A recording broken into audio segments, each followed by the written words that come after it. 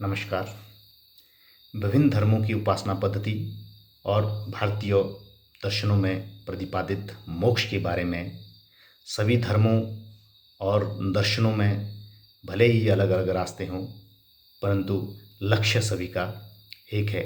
जिस प्रकार विभिन्न नदियां मिलकर एक ही समुद्र में समाहित होती है, इसी प्रकार योग ऋषियों ने योग को अलग अलग नामों से अंकित किया है। जी हाँ, उस गंतव्य तक, उस परमपिता परमात्मा तक पहुंचने के लिए, इस आत्मा को परमात्मा से जोड़ने के लिए जो हमने शुरू में परिभाषाएं आपको बताई थी, उसके आधार पर उन्हीं लक्ष्यों को प्राप्त करने के लिए अलग अलग रास्तों को अलग अलग नामों से योग को उन्होंने वर्णित किया है। श्रीमद् भगवत गीता के 18 अध्यायों में भी योग के 18 प्रकार की चर्चा की गई है। तो आज हम योग के इन कुछ अंगों को, कुछ रास्तों के बारे में आपके साथ थोड़ी सी चर्चा करते हैं। तो सबसे पहले बात करते हैं हम हठ योग की। जी हाँ, हठ योग हमारा शरीर पक्ष से संबंधित है। इसमें जैसे कि हम जानते हैं, शरीर माध्यम खलु धर्म साधनम, शरीर को ही सबसे इम्पोर्टेंट माना गया है। शरीर की शुद्धता से ही हमने उस लक्ष्य को प्राप्त करना है। इसलिए हठ योग में हम आसन, प्राणायाम आदि क्रियाओं को करके जो है अपने लक्ष्य को प्राप्त करते हैं। दूसरा आता है सांख्य योग। सांख्य योग में हम प्रकृति और पुरुष के बारे में हम इसमें स्टडी करते हैं, जिसमें प्रकृति उन कर्म इंद्रियों और ज्ञानेंद्रियों को कहा गया है और पुरुष उस आत्मा को कहा गया है। आत्मा जो है कर्म इंद्रियों और ज्ञान इंद्रियों के द्वारा ही अपने उस लक्ष्य तक पहुंच सकती है। बिना कर्म इंद्रियों या ज्ञान इंद्रियों के आत्मा जो है परमात्मा तक नहीं पहुंच पाती है। इसलिए इस अध्याय में इसको परमात्मा तक पहुंचने का मूल आधार माना गया है। और बात करते हैं हम लय योग की। लय योग में प्राणों और कुंडलिनी शक्तियों के बारे में हम चर्चा करते हैं, जिसमें कुंडलिनी शक्ति को जागृत करके हम अपने प्राणों को सहस्रार में लेकर ईश्वर के साथ उसको समाहित कर लेते हैं।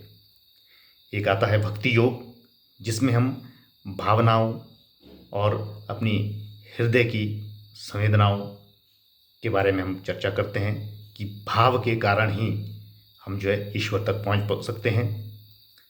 एक है हमारा ज्ञान योग। ज्ञान योग में हम बुद्धि के पक्ष को लेते हैं कि ज्ञान के बल पर ही, ज्ञान से ही हम अपने लक्ष्य की प्राप्ति कर सकते हैं, उस परम सत्य तक पहुंच सकते हैं। वो जो है इस ज्ञान योग में बताया गया है। कर्म योग में कर्मों के द्वारा, इंद्रियों के द्वारा कर्म करके, निष्काम भाव से कर्म करके, जैसे गीता में भी कहा है कर्मण्येवाधिकारस्तु मा फलेषु कदाचन। जी हाँ, कर्म करते जाओ, फल की इच्छा मत करो।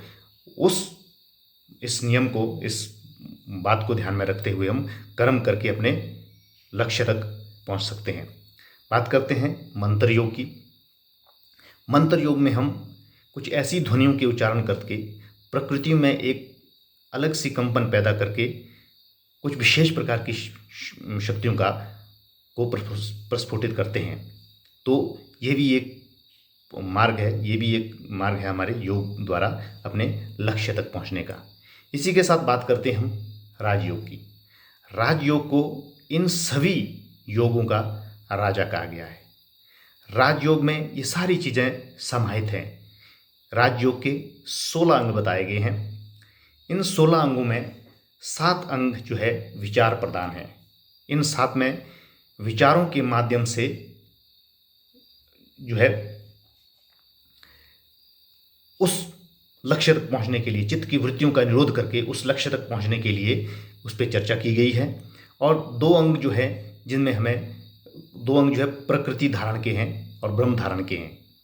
और 3 जो है हमारे ध्यान इसमें बताए गए हैं, विराट ध्यान, ईश ध्यान और ब्रह्म ध्यान। और वहीं 4 प्रकार की समाधियाँ बताई गई है इसमें, वितर्कानुगत, विचारानुगत, आनंदानुगत और अस्मितानुगत समाधि। तो ये इसी तरह से ये जो राजयोग के 16 अंग हैं, इनका विशेष महत्व बताया गया है। इसलिए इन बाकी योग जो सांख्य योग, हठ योग, लय योग, प्रेम योग, ज्ञान योग, कर्म योग, मंत्र योग, इन सब का राजा इस राजयोग को बोला गया है। क्योंकि जो जिस प्रकार से ये जो सारी क्रियाएं अलग अलग योग के इन अलग अलग नामों में हमने आपको बताई, ये सारी इस राजयोग के अंदर आ जाती है। और इसके बाद आपने नाम सुना होगा महर्षि पतंजलि का। इन्होंने इन राजयोग के जो ये 16 अंग हैं, इनको 8 अंगों में ही समाहित कर लिया, जिसका नाम उन्हें अष्टांग योग दिया। तो अष्टांग योग में आपने नाम सुना होगा यम, नियम, आसन, प्राणायाम, प्रत्याहार, धारणा, ध्यान, समाधि। ये जो 8 अंग हैं, इनको यदि हम प्रैक्टिस करेंगे तो सारे जो अंग, जो 16 अंग हैं, या इससे पहले हमने जो योग की अलग अलग नाम पढ़े, सांख्य योग, हठ योग, लय योग, ये सारे जो योग हैं वो इसमें समाहित हो जाते हैं। इसीलिए जो अष्टांग योग है इसका विशेष महत्व रहता है। अब इस अष्टांग योग में जो ये यम, नियम, आसन, प्राणायाम, प्रत्याहार, धारणा, ध्यान, समाधि, इनके बारे में हम विस्तार से चर्चा करेंगे। तब तक आप इनको ध्यान में रखें।